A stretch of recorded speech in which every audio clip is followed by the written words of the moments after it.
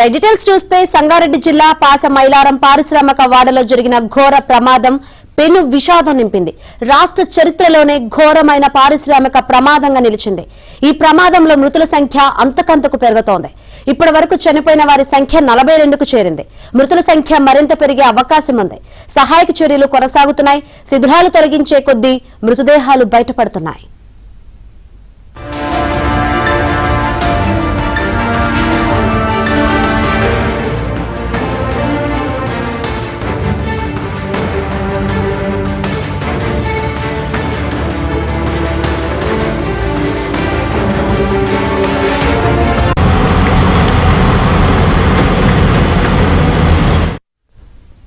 సిగాచి రసాయన పరిశ్రమలో భారీ పేలుడు సంభవించి అగ్నికీలలు పేలుడు ధాటికి పక్కనే ఉన్న భవనం కూలిపోవడం, పార్క్ చేసిన వాహనాలకు నిప్పంటుకోవడంతో మరో కొంతమంది తీవ్రంగా గాయపడ్డారు. ప్రమాదం జరిగిన సమయంలో పరిశ్రమలో 155 మంది ఉన్నట్లు తెలుస్తోంది. ప్రమాదం నుంచి 57 మంది సురక్షితంగా బయటపడినట్లు అధికారులు చెబుతున్నారు.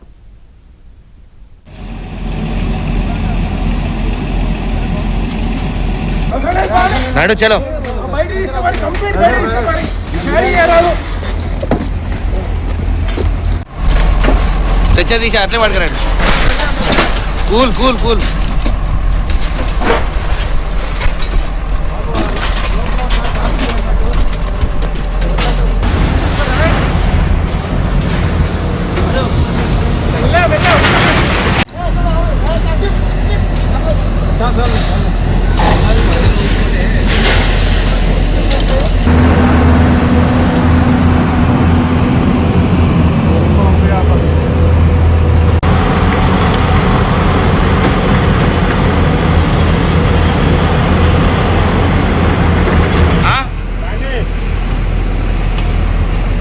ఇంకో బ్లాంకెట్ తీసుకో. ఇంకో బ్లాంకెట్ కాసేపట్లో తెలంగాణ సీఎం రేవంత్ ఘటనా స్థలిని పరిశీలించనున్నారు. ముందుగా ఆసుపత్రిలో చికిత్స పొందుతున్న క్షతగాత్రులను సీఎం పరామర్శించనున్నారు. అటు సహాయక చర్యలు పర్యవేక్షించేందుకు ప్రభుత్వం ఓ కమిటీని ఏర్పాటు చేసింది. భవిష్యత్తులో ఇలాంటి ఘటనలు పునరావృతం కాకుండా చేపట్టాల్సిన చర్యలను ఈ కమిటీ సిఫార్సు చేయనుంది.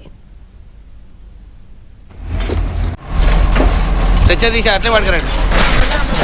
Cool cool cool